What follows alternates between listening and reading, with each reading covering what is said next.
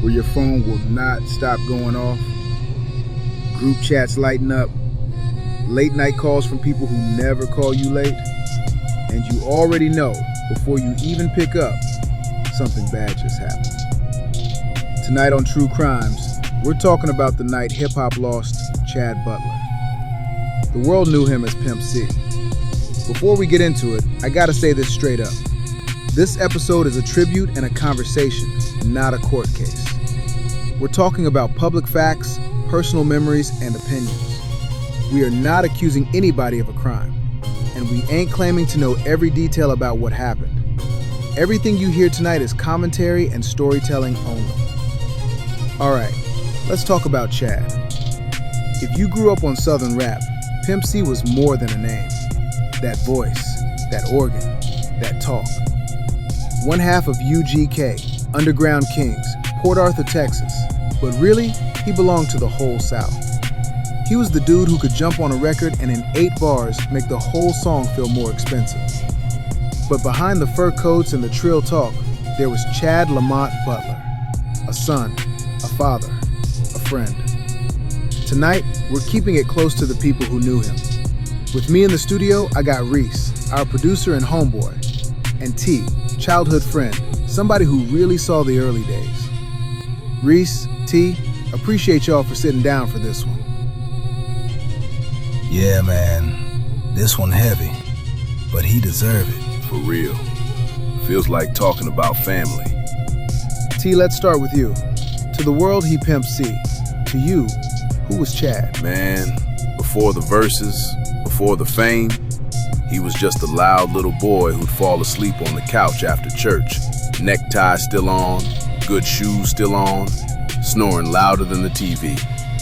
He was funny, he was sensitive, and he loved music like it was air. I can see it. Reese, you came in later, more on the music side. What was your first impression? First time I met him in the studio, he walked in like he already owned the room. But the crazy part? He'd dap everybody up, ask about your mama, your kids. Then 5 minutes later, he in the booth talking that Trill talk like y'all hadn't just been talking about Sunday dinner. You hear the records, we see the interviews, but y'all saw the pressure. Was there ever a moment where you looked at him and thought, man, this is a lot? Yeah, I remember one holiday, he's supposed to be relaxing, just being with family. Instead, phone blowing up, features, money talk, label issues, and he's sitting there quiet. For him, quiet was loud. He finally looked at me and said, sometimes being Pimp C don't leave much room for Chad. He carried a lot. Love for the South, love for the culture, but also that pressure to always show up strong. Folks forget he was dealing with health stuff, real life, sleep issues, stress, all that. And that's important to say, because when people talk about his death, they jump straight to gossip. Forget he was a human being with a body that could only take so much. Let's talk about that night. Not the rumors, just what it felt like. Reese, where were you when your phone started going crazy? I was home, actually. Laptop open, messing with some mixes. Phone starts buzzing. 1 text, then 3, then 10. At first I thought, okay, maybe some new freestyle dropped. Then I see his name, and the words found and hotel. My stomach dropped. You know how your body know before your brain do? That's what it was. T? I was knocked out. My phone on the dresser, vibrating off the edge.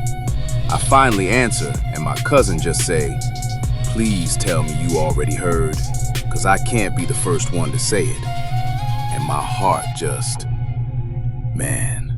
I sat on the edge of the bed for like an hour, just rocking, trying to process. It felt like the South lost a heartbeat. Soon as the news hit, it was everywhere. Local stations, national outlets, blogs, people rushing to be first with the headline. Group chats filled with, this can't be real. Somebody say this a hoax. And that one friend who always knows somebody who knows somebody saying, nah man, it's real. We're showing y'all those late night calls, the TVs glowing in dark living rooms, the homies just staring at the screen in silence. This wasn't just a story. This was somebody's father, somebody's son.